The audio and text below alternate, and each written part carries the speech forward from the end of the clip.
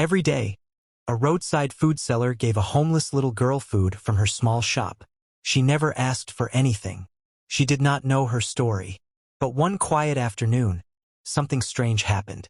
For big SUVs stopped right in front of her shop, and her whole life changed in a way she never expected.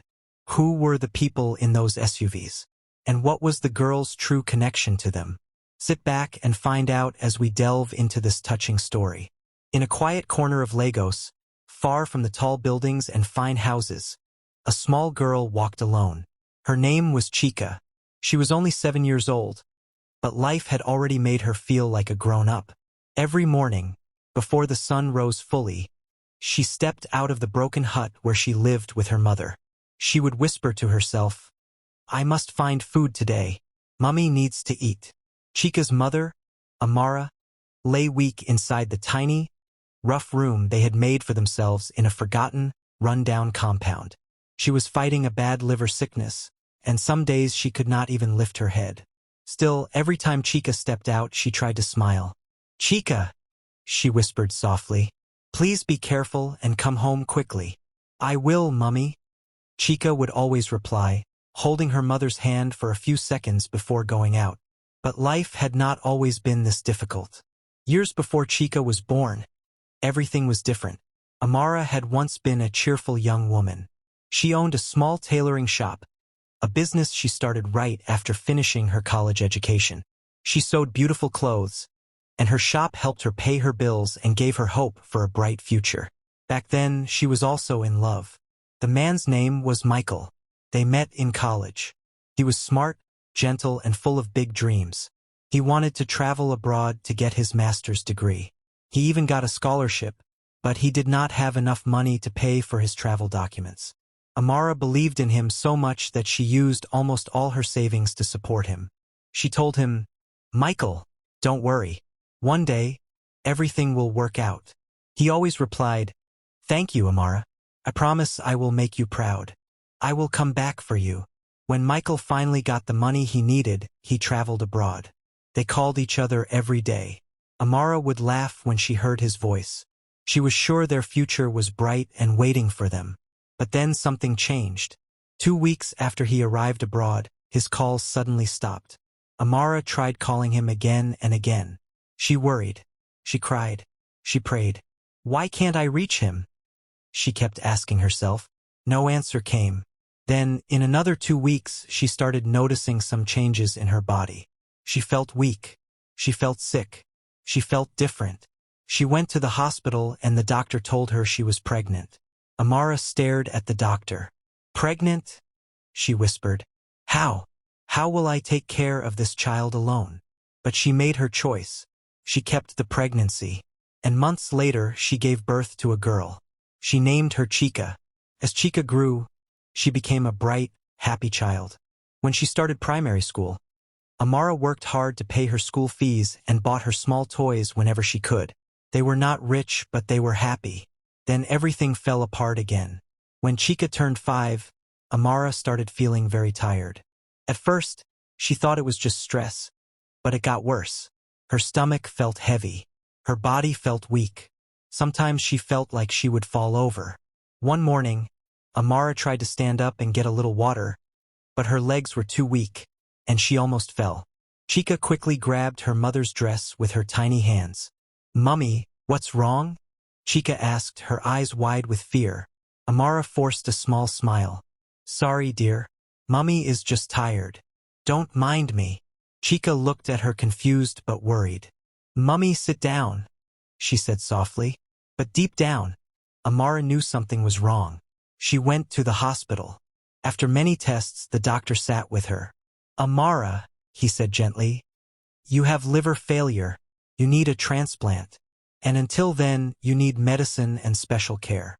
Amara felt tears in her eyes. "How much will all this cost, doctor?" she asked.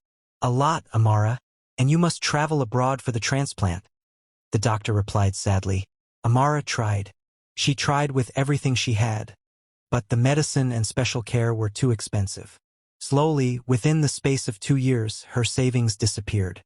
She sold her sewing machine. She sold her small furniture. Even after all that, it was not enough. She could not pay the rent anymore. She could not pay Chika's school fees, so her daughter had to stop school. She and Chika were forced to leave their house. Amara cried as she carried her daughter out of the place they once called home. They moved into a small, dusty corner of a broken, uncompleted compound. She cleaned it the best she could and made it their new home. Now, with no tailoring shop and no money left, with Amara lying helpless on the floor at home, Chika, only 7 years old, had no choice but to walk the streets every day, begging, hoping someone would give her a little money or food to take home. One morning, as she walked with her tiny feet under the hot sun, she held her small stomach and whispered, "Mummy must not go hungry today. I must find something. Anything." Chika kept walking slowly along the busy roadside. Cars and bikes passed beside her quickly. She moved carefully, looking left and right. She walked up to a woman holding a nylon shopping bag. "Ma'am, please, small help," she said softly. The woman looked at her for 1 second, then shook her head and walked away fast.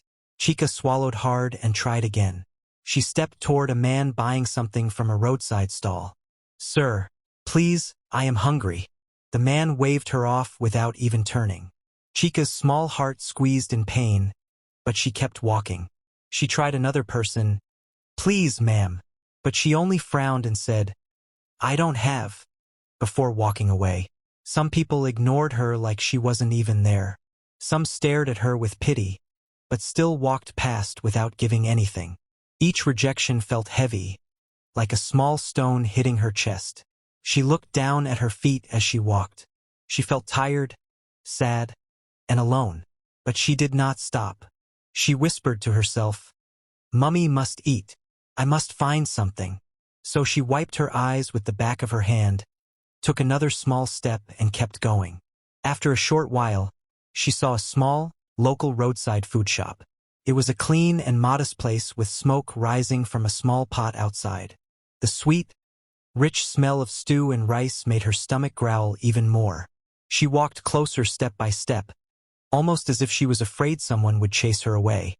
Beside the shop, she saw a small wooden bench. Chika sat on it gently. She placed her hands on her tiny knees.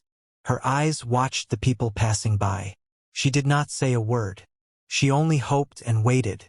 But unknown to her, her life was about to change in a way she never imagined. And someone somewhere was about to notice her. Inside the small roadside food shop, Ngozi moved from one table to the other. The shop was hers, a tiny place she had made with her own hands. It was not big and it was not fancy, but it was the only thing she had. This shop was her means of survival. She wiped plates. She served hot food. She greeted her customers with a small smile even when she felt tired. She was only 26, but she had many heavy responsibilities on her shoulders. Her rent had increased, her savings were too small, and she wanted to go back to school one day. Every day she worked, she told herself, "Ngozi, don't give up, keep trying." After the morning rush ended, she stood outside with a bowl of soapy water and began washing plates. As she washed, something caught her eye. A little girl was sitting alone on the small bench beside her shop. Her legs were thin. Her clothes looked old and faded. But what stopped Ngozi was her face. Her eyes looked tired yet innocent, almost too quiet for a child. Ngozi paused. "Who is this girl?" she whispered to herself. She dropped the plate into the bowl and slowly walked toward her. When she reached her, she bent a little, trying to meet her eyes. "Hello," she said gently, her voice soft. "My name is Ngozi. What is your name?" The girl looked up slowly. "Chika," she said in a soft, tiny voice. Ngozi gave a small smile. "Chika, why are you sitting here all alone? Are you waiting for someone?" Chika looked down at her small, dirty hands. She rubbed her fingers together, thinking hard. Then she said quietly, I'm hungry." Ngozi's eyes softened the moment she heard those words. She looked at the girl with deep pity. Something about her felt deeper than just hunger. It felt like she was hiding a painful secret, but Ngozi could see she was truly starving. Without asking more questions, she stood up quickly and walked inside her shop. "Let me get her something to eat," she whispered to herself. She scooped some warm food, steaming rice and a piece of meat, into a plate and brought it outside. "Here, Chika," she said gently. "Eat first." Chika's face brightened a little, and a spark of hope came into her tired eyes. "Thank you, ma'am," she said, her voice full of gratitude. But instead of eating, Chika lifted her head and asked softly, "Ma'am, please, do you have a nylon or a small pack?" Ngozi paused. Her request surprised her. "Why?" she asked, her eyebrows slightly raised. Chika held the plate close to her small chest. "I want to take it home," she said quietly. Ngozi's heart tightened. She did not understand everything yet, but she knew the girl was telling the truth. She brushed off her shock and went inside to get a takeaway food pack. She returned, carefully repacked the food for her, and tied it gently. "Here you go," she said. "Hold it well. It's warm." Chika took the nylon bag carefully, almost as if she was holding something very precious. "Thank you, ma'am. Thank you," she said again. Then, without warning, she turned and ran off with a sudden urgency on her face, her thin legs moving fast. Ngozi watched her from the doorway, confused. Why is she in such a hurry? She wondered. What is this girl hiding? Something about Chika did not leave her mind.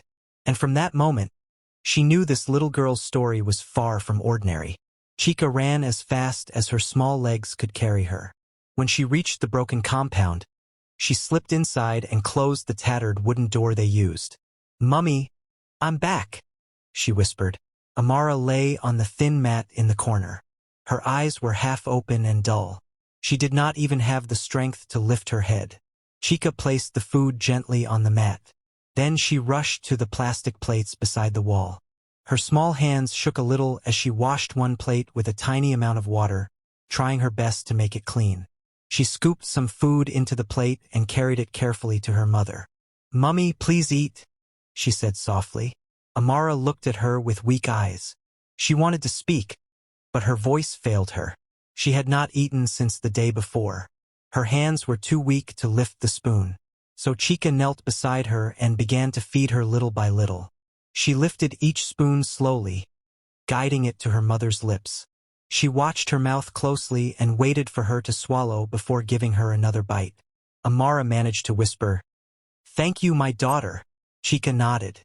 "Mummy, eat some more, please." When Amara had eaten enough, Chika gave her a little water, guiding the cup to her lips so she would not spill it. Then, she took a tiny cloth and wiped her mother's mouth gently, the same way Amara used to wipe hers when she was a baby. After taking care of her, she served her own food. She did not sit on the mat. Instead, she went to the other side of the small room and sat on the bare, dusty floor. She ate slowly, her eyes fixed on the open, cracked wall that served as a window. She missed school. She missed learning. She missed running and playing with other children. But ever since her mother fell sick, there was no money for school fees. She had to stop going. She had to grow up too fast. Later in the evening, Amara's strength returned a little. She turned her head toward her daughter. "Chika," she said softly, "where did you get the food?" Chika sat beside her and held the nylon bag gently. "Mummy, I saw a small food shop by the road. I sat on the bench there because I was tired. One kind ma'am came out. Her name is Ma'am Ngozi. She saw me and asked my name. I told her I was hungry, and she went inside and brought food for me." Amara blinked slowly, her eyes watering. "Ngozi," she whispered. "You don't know her before?" "No, Mummy, I don't know her. She just helped me. She gave me food and I told her I want to take it home, so she packed it for me." Amara's eyes filled with tears that ran down her weak cheeks. "God bless her," she whispered, her voice cracking. "May God lift her up. May she never suffer. May she never lack anything good." Chika looked at her mother quietly. Her tears made her small heart feel a sharp pain. She crawled close and wrapped her arms around her mother's thin body. "Mummy," Chika whispered, "don't cry. I am here." They held each other like that, mother and daughter, in the quiet, dim room, until their eyes closed slowly, and together they fell asleep. Later that evening, Ngozi walked into her small room after a long and stressful day at the shop. She dropped her bag on the wooden chair and sat down with a tired sigh. Her legs hurt, her back ached, but she still reached for her bag again and brought out the few notes she made that day. She pulled a big saving box from beside her shelf. It was old and made of wood and had a tiny opening at the top. She slipped the money inside one note at a time. As the notes dropped inside the box, she whispered, "Please grow. Please grow." She needed the money badly. Her rent was high. Her plans to go back to school were waiting. Her life was moving, but her wallet was staying small. When she finished, she pushed the wooden box back into its dark corner and lay down on her thin mattress. She stared at the ceiling quietly. The room was hot and the small light bulb flickered weakly above her. Her mind quickly filled with worries. How will I pay rent next month? She thought. When will I have enough money to go back to school? Why does life have to be so hard? Her eyes became wet with sadness. She wiped her face with the back of her hand and forced herself to breathe slowly, trying to calm her racing thoughts. Then suddenly, she remembered something that made her pause. Chika. She thought of the little girl who sat at her shop earlier that day. Her small, thin hands, her quiet, soft voice, and especially her eyes. Eyes that looked like they carried a sad, heavy secret. Ngozi sat up a little on the mattress. That child is hiding something important, she whispered to herself. Something she is afraid to say out loud. She remembered how Chika had quickly asked for a nylon bag to take the food home. She remembered how she had run off so fast, like a frightened bird. And she remembered how thin she looked, almost like a piece of dry wood. Ngozi wondered aloud. She is too small to be walking around all alone like that. She lay back down slowly, her mind still filled with Chika. A small, warm smile touched her lips. At least I helped her today, she said softly into the darkness. I hope she is fine and safe. She hoped Chika would come again the next day. She hoped to ask her more questions. She hoped to understand what the little girl was really passing through. As these warm thoughts filled her heart, her eyes became heavy. Ngozi turned to one side, hugged her pillow tightly, and let sleep pull her into the night. Early the next morning, Chika stepped out of the broken compound again.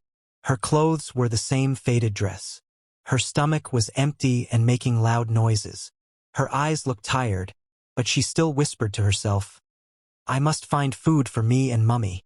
She began walking slowly by the roadside, moving from one person to another person.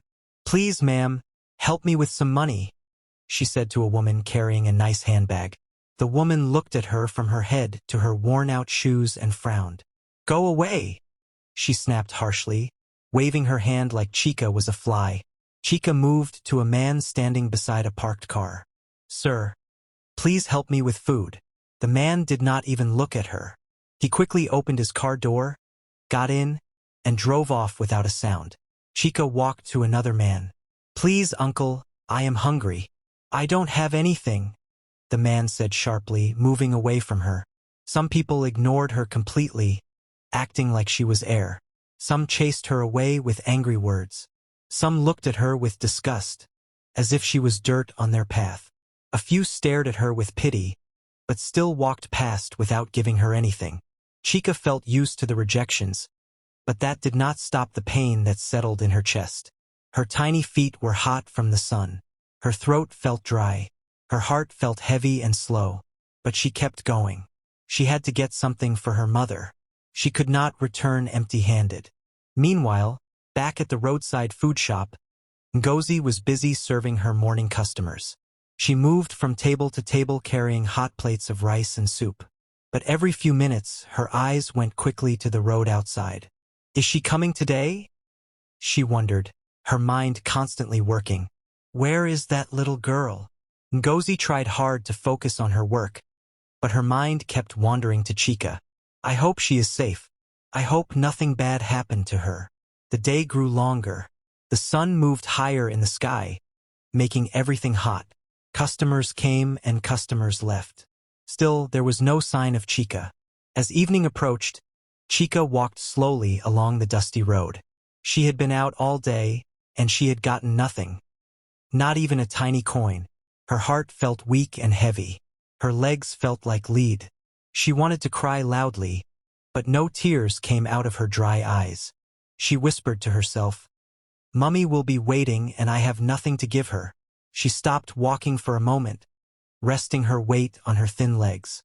Then, something bright flashed in her mind. Ngozi, the kind woman from yesterday, the one who gave her food without shouting or chasing her away. Chika looked up at the sky as if thinking deeply about a big decision. "Should I go there again?" she whispered. She was not sure. She did not want to trouble the kind woman. She did not know if Ngozi would help her again, or if she would be angry, but she had no choice left. Her mother was hungry. She turned her small body towards Ngozi's shop. Step by slow step, weak but hopeful, she began to walk in her direction. And with each tiny step, she prayed quietly in her heart. "Please let her be there. Please, God, let her be kind to me again." She did not know it, but Ngozi had been waiting for her, too. Chika dragged her tired body along the road, taking slow, weak steps. Her stomach felt empty and tight. Her eyes were dull and heavy. When she reached the small roadside food shop, she tried to act normal, like she was just passing by. She pretended she was only looking around, as if she had not come for anything special. She stood near the corner, hoping Ngozi would notice her, but trying to hide at the same time. Ngozi was wiping a table when her eyes caught a small shadow moving outside. She looked up and there she was, the quiet little girl. "Chika!" Ngozi called out gently, her voice full of sudden relief. Chika turned slowly and walked toward her. Her heart felt warm just hearing her name called kindly. "Good evening, ma'am," she said with a tiny, shy smile. Ngozi bent a little so she could see her face clearly. "Chika, I did not see you all morning. Where did you go?" she asked, her voice showing her worry. Chika shifted on her feet, looking down at her dirty fingers. I was walking around," she said quietly. "I was begging to see if someone will help me. I wanted to get something for me and for my mother." Ngozi's face softened, and a deep sadness crossed her eyes. "Your mother?" she repeated. "Is she okay at home?" Chika shook her head slowly, looking very upset. "No, ma'am, she is not. She cannot walk well. She is always tired. She is very sick." Ngozi's heart tightened instantly. "What kind of sickness does she have, my dear?" she asked gently, moving closer. Chika swallowed hard, trying to hold back the pain. "She cannot stand for long. She lies down every day. The doctor said she needs treatment." He paused, then added softly, "We don't have money for anything, ma'am." Ngozi felt a deep, sharp pain in her own heart. She slowly placed her hand on Chika's small, bony shoulder. "Chika, listen to me carefully," she said, her voice firm and kind. "You don't need to walk around begging like this every day under the hot sun. Come here every day. I will always keep food for you." Chika looked up quickly, her face filled with surprise and disbelief. "Every day, ma'am?" she asked, her voice barely a whisper. "Yes," Ngozi said firmly, squeezing her shoulder lightly. "Every single day. I don't have much money myself, but I will not let you and your mummy starve. I promise you that." Chika's eyes softened, and she felt a rush of warmth she had not felt in a long time. "Thank you, ma'am. Thank you so much." "Wait here," Ngozi said. She walked into her shop and scooped some hot rice and stew into 2 nylon bags. One for Chika and one for her mother. When she returned, she bent down and handed her the food. "Hold it well," she said. Chika held the nylons tightly, like they were made of gold. "Thank you," she whispered again. Ngozi looked at her closely. Her face was too thin. Her lips looked dry and cracked. She realized Chika had not eaten anything at all for the whole day. "You cannot go home like this," she said quickly, her face serious. "You need strength for the walk." Chika blinked. "But, ma'am." "No," Ngozi interrupted softly but firmly. "Sit down. You need food now." She went inside again and came out with her own plate. It was the food she had planned to eat for her own dinner. She placed it in front of Chika on the wooden bench. "Eat," she said gently. You are just a child. Your body needs strength to grow. Chika looked at her with wide eyes, tears welling up in them. Then she sat slowly on the bench and began to eat. She took very small bites, as if she didn't want the food to finish quickly. Ngozi watched her silently, her heart breaking a little for the suffering of this young girl. As she ate, Ngozi whispered in her mind, "What kind of terrible life is this little girl living?" And for the first time, she understood something important. Chika didn't just need food to fill her stomach. She needed someone who cared about her. And without knowing it, Ngozi was becoming that person, the light that Chika and her mother desperately needed. Chika walked home with the 2 nylon bags held tightly in her small hands. The road was quiet and dark. Her legs were tired, but her heart felt light and full because she had something good to bring back to her mother. When she reached the small, broken room, she pushed the wooden door open gently. "Mummy, I'm back," she said, her voice sounding happy. Amara lifted her head slowly from the thin mat. "Chika, welcome," she whispered, a weak smile on her face. Chika nodded quickly and placed the 2 nylon bags beside her mother. "Mummy, look, Ma'am Ngozi helped me again. She said I can come every day to her shop." Amara blinked in surprise, unable to believe what she heard. "Ma'am who?" "Ma'am Ngozi," Chika repeated with excitement. "The woman at the food shop. She gave me food again, Mummy. She said I should not walk around begging anymore. She said I should just come to her every single day. She gave me her own dinner to eat too." Amara's eyes filled with fresh tears. "Come close, my daughter," she said. Chika moved near her, and Amara held her tiny hand weakly. "May God bless that woman," Amara prayed softly, her voice filled with deep feeling. "May her life be full of light and goodness. She has helped us even though she does not know us or our painful story." Chika smiled and sat beside her mother. "We will eat this one tonight," Amara said, pointing at one of the nylons. "The other one we will keep for tomorrow morning." They both ate quietly, grateful for every single bite of the warm food. After eating, Amara leaned back on her mat, still weak but feeling comforted and safe.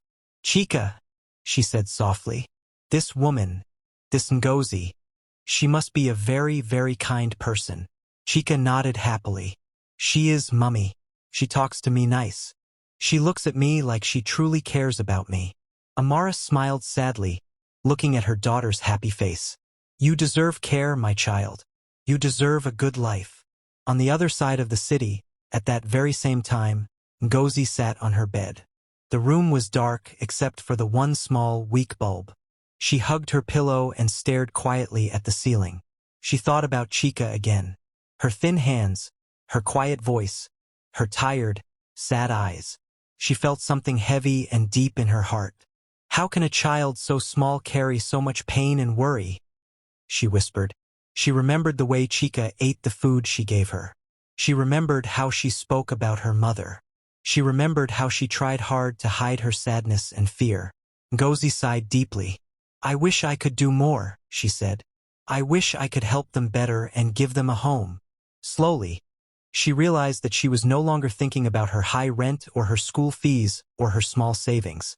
All her worries had faded into the background. Tonight, her heart worried only about Chika and her sick mother. And she had no idea that the small kindness she showed was about to lead her into a story she never planned for. A story that would change her life completely. 3 weeks passed quietly, and in those 3 weeks, Chika came to Ngozi's shop almost every day. Each morning, she walked in with a small, bright smile that made her face look different. And each day, Ngozi gave her food just as she had promised. Sometimes it was rice, sometimes it was beans, or whatever she had cooked for the day. But she always made sure Chika never left with an empty hand. As the days went by, Ngozi began talking to her more. She wanted to know the little girl better. "Chika, how was your night? Did you sleep well?" Ngozi would ask while cleaning the counter. "I slept well, ma'am," Chika would say. "The rain didn't come inside our room last night." "And did your mummy eat all her food?" "Yes, she ate it all," Chika would reply with a nod. "She says the food gives her strength to talk to me." Chika answered every question with honesty because Ngozi made her feel safe. Soon, the little girl started helping in the shop without even being asked. When Ngozi tried to wash a big pile of plates, Chika would walk closer and reach for a sponge. "Ma'am, let me help you," she said one afternoon, her small hands already moving toward the soapy water. Ngozi shook her head quickly. "No, Chika, you are just a child. Go and sit on the bench and rest your legs." But Chika would not move. She looked up at Ngozi with serious eyes. "Ma'am, I want to help you. You help me every day. You give us food. I want to do something for you too." Before Ngozi could say another word, Chika was already washing a bowl. She worked carefully, making sure every spot was clean. Ngozi watched her, feeling a mix of sadness and pride. "You are very stubborn, you know that?" Ngozi said, smiling. Chika giggled quietly. "Mummy says I am like her. She says I don't like to sit still when there is work." Slowly, Ngozi became more than just a helper to Chika. She became a friend, someone Chika could talk to, someone who made her feel like she mattered. Every evening when Chika got home, she sat beside her mother and told her everything. "Mummy, today Ma'am Ngozi gave me fried plantain. It was so sweet," Chika said, her eyes wide. "And I helped her sweep the front of the shop. She said I am a very good cleaner." Amara listened with soft, watery eyes. "God bless that woman," she always said. "She is a gift sent from heaven to us."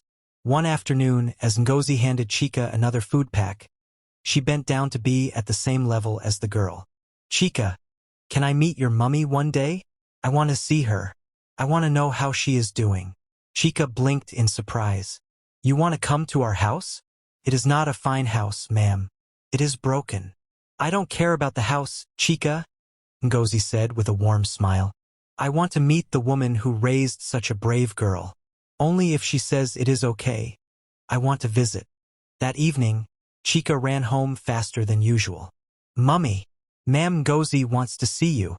She wants to come to our room." Amara was shocked. "Me? Why would she want to see me in this condition?" "She says she wants to know how you are doing.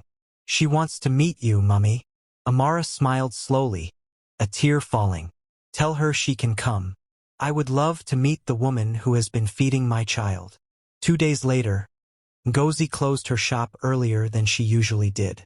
She wore a simple, clean dress and packed a little extra food and some oranges in a bag. "Ready?" Ngozi asked.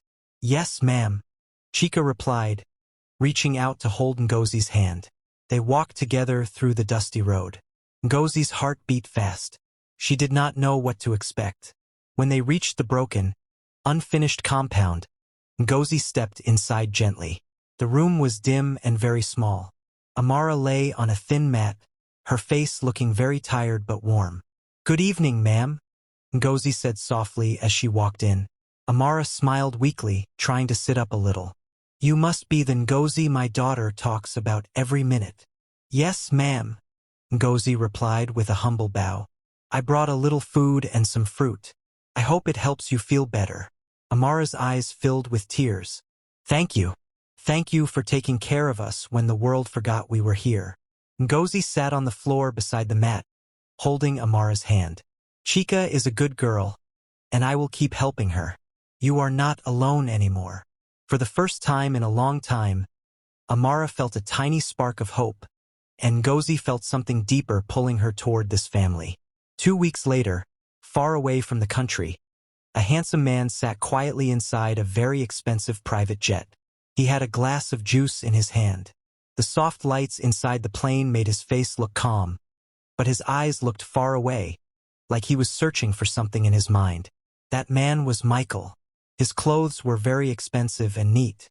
His wristwatch shone like the sun. Everything about him showed that he had become a very rich and powerful man. But his heart was not happy. He stared out of the small window as the white clouds passed by. "I am finally going back home," he whispered to himself. Michael was now the co-founder of a huge international technology company. He and his friends had made a computer program that was now worth billions of dollars. But as he looked at his wealth, he thought of someone he had never forgotten. Amara. He touched his chest lightly as memories of her filled his head. Amara, I hope you are okay. I hope you can forgive me. Back then, when he first traveled abroad, things were good. He and Amara talked every day on the phone. But then, a terrible thing happened. He was walking home late one night when some bad men attacked him. They stole his phone and his bag. He lost everything, including all his phone numbers. I am so sorry, Amara, he whispered. I tried so hard to find you. I went to the internet. I asked people, but I couldn't find your number. He looked at his drink and sighed. I just want to see her again. I hope she didn't think I left her on purpose. I hope she waited for me. He closed his eyes for a moment, thinking of her smile and her kind voice. He did not know that Amara was currently fighting for her life in a broken building.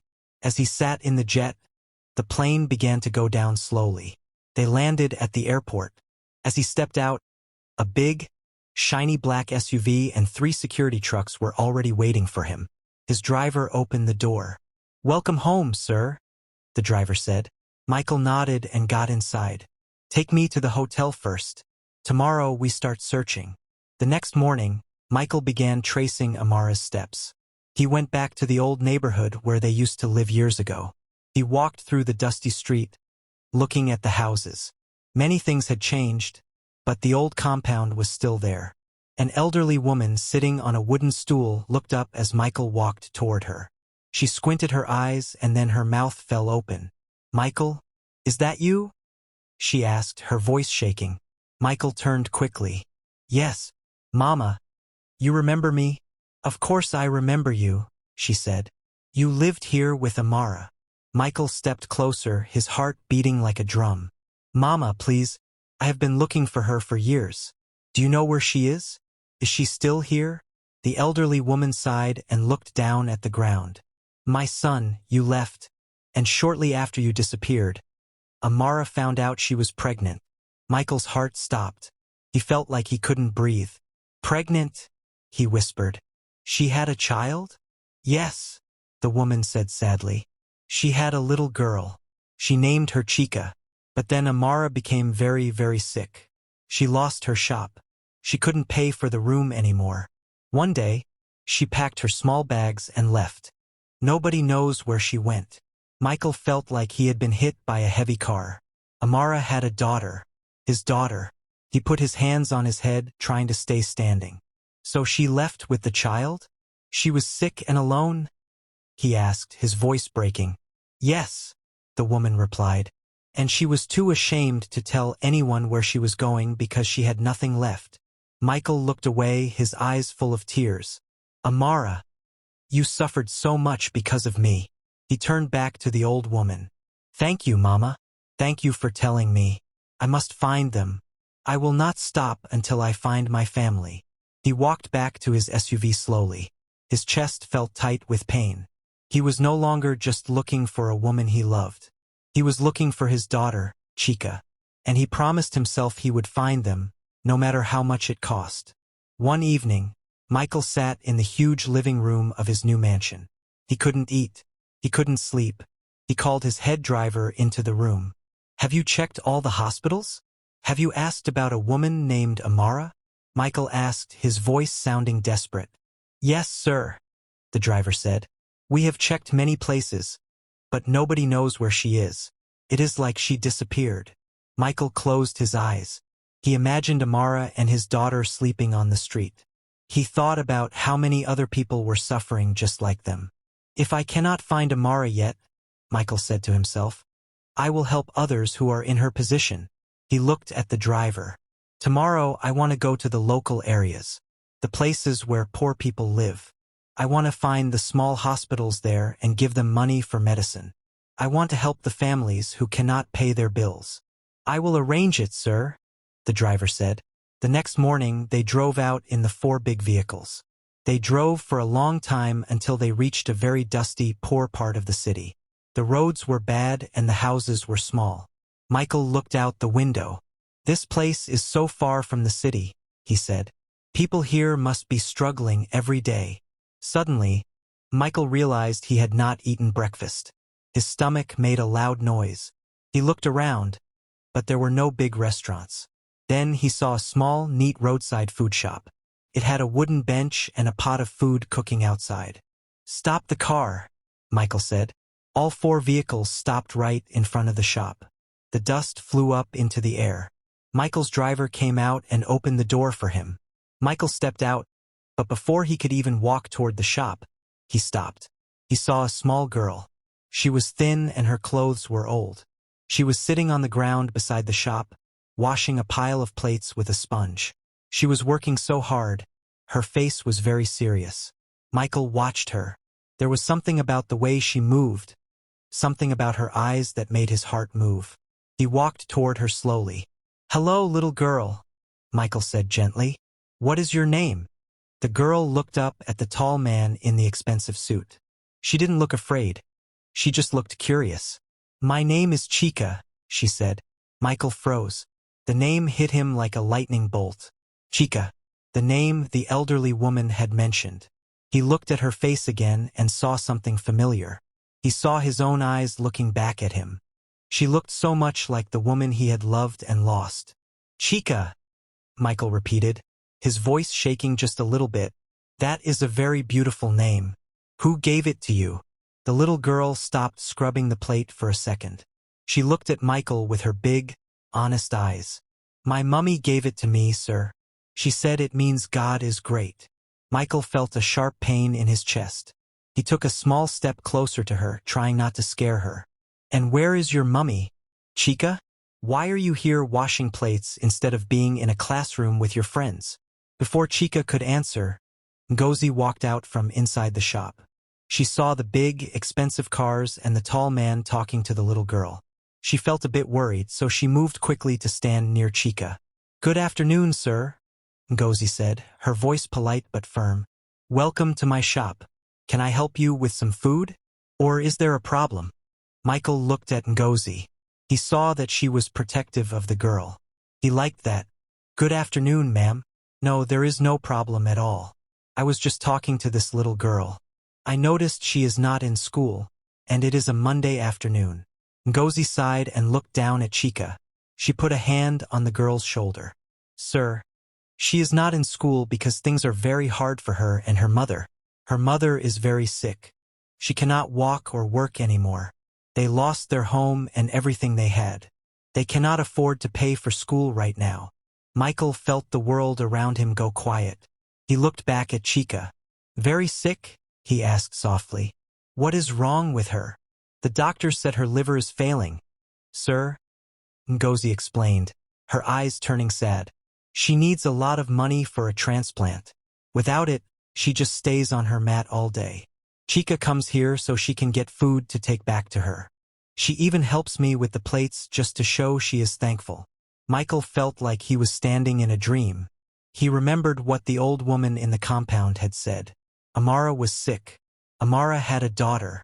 He looked at Chika again. He saw the same shape of the face he had dreamed about for years. "Can I see her?" Michael asked suddenly. His voice was filled with a deep need.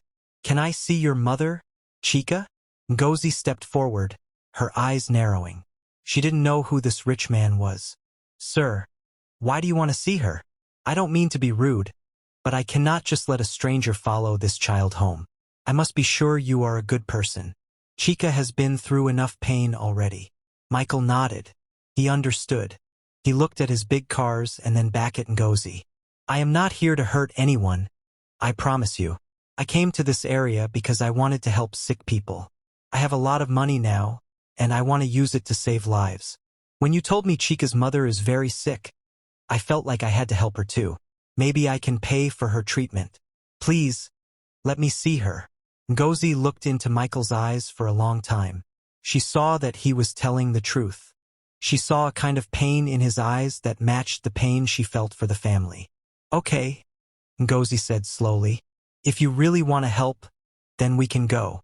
Her place is not far from here, but it is not a place for a man like you. It is a broken building." "I don't care about the building," Michael said. He turned to his driver. "Bring the car around." Ngozi quickly locked her shop. She held Chika's hand, and they both climbed into the back of the big, shiny SUV. Chika stared at the soft leather seats and the cold air blowing from the vents. She had never been inside a car like this. "Is this your car, sir?" Chika asked, her voice full of wonder. "Yes, Chika," Michael said, looking at her with a sad smile. "It is my car. It is very cold inside," Chika whispered, touching the seat. "It feels like the rain, but without the water." Michael turned his head away because he didn't want them to see the tears in his eyes. He couldn't believe his daughter had been living in the dirt while he had all this luxury. The 4 big vehicles drove slowly through the narrow, bumpy paths of the remote area. People stopped to stare at the expensive cars. Finally, they reached the old, broken compound where Chika lived. "We are here," Chika said, pointing at the building. Michael stepped out of the car. He looked at the cracked walls and the piles of rubbish. His heart hurt. He followed Chika and Ngozi inside. The air was dusty and hot. They walked into a tiny, dark room. Michael stopped at the doorway. His eyes adjusted to the dim light. There, lying on a thin, dirty mat in the corner, was a woman. She was very thin. Her skin looked yellow and her eyes were closed. She was struggling to breathe. "Mummy, I'm back," Chika called out, running to her side. "And I brought a friend. He has a big car." The woman on the mat opened her eyes slowly. She looked at Chika and smiled a tiny, weak smile. Then, she turned her head and saw the man standing in the doorway. Michael felt his heart stop. Even though she was thin and sick, he knew her. He would know her anywhere. "Amara," he whispered. Amara froze. She stared at him, her eyes growing wide. She thought she was seeing a ghost. She tried to speak, but her voice was just a tiny rasp. "Michael?" she breathed. Michael didn't wait. He rushed into the room and knelt on the dirty floor beside her mat. He didn't care about his expensive suit. "Amara, it's me. It's Michael. I found you. I finally found you," he said, his voice breaking into a sob. Amara reached out a weak, shaking hand. Michael caught it and held it against his face. Her hand was so cold. "You came back," Amara whispered, tears rolling down her face. "I am so sorry," Michael cried. "I looked for you everywhere. I never forgot you, Amara. Never." Ngozi and Chika stood by the wall, watching them. Chika looked confused. "Auntie Ngozi, does he know my mummy?" she whispered. Ngozi wiped a tear from her eye. "Yes, Chika. I think he knows her very well." Michael stood up quickly. He looked at his security guards who were standing outside the door. "Guards, come in here. Carefully, very carefully. Lift her up. We are taking her to the hospital right now. Do not waste a second." The big guards came in and lifted Amara gently, as if she were made of glass. They carried her out to one of the SUVs. Michael held Chika's hand tightly. "We are going to make her better, Chika," Michael said firmly. "I promise you. Your mummy is going to be fine." The convoy of cars raced back toward the city, their sirens loud. They drove straight to the biggest and best hospital in the country. Doctors and nurses were already waiting outside because Michael had called ahead. They rushed Amara into the emergency ward. Michael, Ngozi, and Chika sat in the waiting room. The walls were white and clean, and the lights were very bright. Chika sat close to Ngozi, her small feet dangling from the chair. "Is the doctor going to use a big needle on Mummy?" Chika asked softly. "The doctor is going to use everything he can to help her." "Chika," Ngozi said, hugging her. "Don't be afraid." Michael was walking up and down the hallway, his phone in his hand. He was talking to people in other countries, making arrangements. He looked like a man who would not take no for an answer. After a few hours, a doctor in a white coat walked out. Michael ran to meet him. "How is she? Tell me she is okay." The doctor looked serious. "Sir, she is very weak. Her liver is in a very bad state. She should have been in a hospital months ago. But there is still hope. She needs a transplant immediately. If she doesn't get one in the next few days, she will not make it." Michael didn't blink. "I will pay for everything. I want the best surgeons in the world. If we have to fly her abroad, we will do it tonight. Tell me what to do." "We need to find a match for the liver," the doctor said. and she needs to be stable enough to travel. Start the tests on me, Michael said. See if I am a match. And book the private medical plane. I want her in a specialist hospital in London by tomorrow morning. The doctor nodded and went back inside. Michael turned to Ngozi and Chika. He looked tired but determined. Ngozi, I have to take her away so she can get the surgery. I want you and Chika to come with me to my house. You cannot stay in that broken building anymore. My guards will take you there. You will have everything you need. Please, stay with Chika while I handle the hospital. Ngozi was stunned. Sir, your house? But I have my shop. Forget the shop for now, Michael said. I will take care of everything. Chika needs you, and I need to know they are safe. Ngozi looked at Chika, who was almost falling asleep in the chair. Okay, sir. We will go. The guards drove Ngozi and Chika to a part of the city they had only seen in movies. They stopped in front of a huge gate that opened automatically. Behind the gate was a mansion so big it looked like a palace. Chika woke up and rubbed her eyes. Auntie, are we in heaven? She asked as she saw the green grass and the sparkling swimming pool. No, Chika, Ngozi whispered. This is Michael's house. A kind woman in a uniform met them at the door. Welcome. Mr. Michael called us. Your rooms are ready. There is hot food and clean clothes for the little girl. Ngozi walked through the house, her mouth open in surprise. The floors were shiny like mirrors. There were soft carpets and big televisions. She led Chika to a bedroom that was bigger than their whole food shop. Look, Chika. A bed, Ngozi said.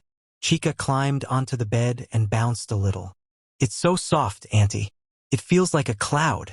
While Chika was eating a bowl of warm soup, Ngozi sat by the window. She thought about how quickly life could change. 1 minute she was washing plates at a roadside stall, and the next she was in a palace. She prayed silently. Please let Amara live. Let this family be together again. Later that night, the phone in the hallway rang.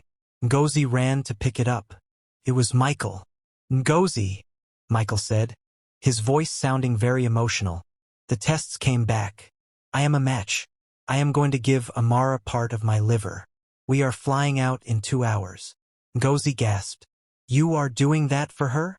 I would give her my whole life if I could, Michael said. Take care of Chika. Tell her daddy and mummy love her. I will call you when the surgery is over. Ngozi hung up the phone and went back to the bedroom. She watched Chika sleeping peacefully on the soft bed. She smiled through her tears. The little girl who walked the streets for food was finally home, and the father she didn't know was about to save her mother's life. The next few days would be the hardest, but for the first time, there was a light at the end of the dark tunnel. The hospital room in London was very quiet and smelled of clean soap. The sun was shining through the big windows. Amara lay in the soft bed, her face no longer yellow, but a healthy, warm brown. She opened her eyes slowly. She felt a bit of pain, but it was a good kind of pain, the kind that meant she was alive. She turned her head and saw Michael. He was sitting in a chair beside her bed. He had a bandage on his stomach because he had given her part of his liver. He looked a bit tired, but when he saw her eyes open, he gave the biggest smile she had ever seen. Michael, she whispered, her voice much stronger than before. Is it over? Michael stood up slowly, moving carefully, and held her hand. Yes, Amara. The doctors said the surgery was a great success. Your new liver is working perfectly. You are going to be just fine. Amara's eyes filled with tears, but they were happy tears. I can't believe it. I thought I was going to leave Chika all alone in that broken building. I thought I would never see you again. Michael squeezed her hand gently. I would never have let that happen. Not after I finally found you. Amara looked at him, her face becoming serious. Michael, why did you stop calling? All those years ago, I waited every day. I cried until my eyes were dry. I thought you had found a new life and forgotten about the girl who gave you everything. Michael's face showed a lot of pain. He pulled his chair closer. Amara, I need you to listen to me. I never, ever forgot you. Not for one single day. Then what happened? She asked. 2 weeks after I arrived, I was walking home from my part-time job. Michael explained. It was a dark street. 3 men jumped out and attacked me. They beat me very badly and stole my bag. My phone was inside that bag. Back then, I didn't have your number written down anywhere else. I only had it in that phone. Amara gasped. Oh, Michael. I was in the hospital for a long time, he continued. When I came out, I had no money and no way to call you. I tried to find you on the internet, but I couldn't find anything. I worked in a small restaurant and saved every penny. I studied hard, I took computer courses, and eventually I started my company. I became rich, but my heart was empty because I didn't know where you were. Amara let out a long breath. And I thought you just didn't want me anymore. I had to raise Chika all by myself in the dirt. I am so sorry, Amara, Michael said, his voice shaking. I went back to our old compound the moment I landed in the country. An old woman there told me you were pregnant when I left. She told me you had a daughter named Chika. I promised myself I would search every street until I found you both. I didn't know I would find you because I was hungry and stopped at a small food shop. Amara smiled through her tears. It was Chika. She saved me. And Ngozi. She fed us when we had nothing. They are waiting for us back home, Michael said. And I have so many surprises for all of you. Back in Nigeria, weeks had passed. Ngozi and Chika were sitting on the long, soft couch in Michael's mansion. Chika was wearing a beautiful new pink dress. Her hair was neatly braided with colorful beads. She looked like a little princess. Auntie Ngozi, do you think Mummy will recognize me? Chika asked, looking at her reflection in the shiny floor. I look so different now. Ngozi laughed and hugged her. Of course she will recognize you, Chika. A mother always knows her daughter. And besides, you have the same beautiful smile. I miss her so much, Chika said, her voice small. I want to show her my new room and the toys Michael bought for me.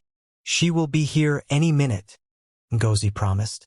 The driver said they are coming straight from the airport. Suddenly, they heard the sound of a car outside. The big gates opened, and a shiny black SUV drove up the driveway. Chika jumped off the couch and ran toward the front door as fast as her legs could take her. The door opened, and Michael stepped out first. He reached back and helped a woman step out of the car. Chika stopped. She stared. The woman was standing up straight. She was wearing a beautiful blue dress. Her face was bright and full. She didn't look like the sick woman on the thin mat anymore. Mummy, Chika whispered.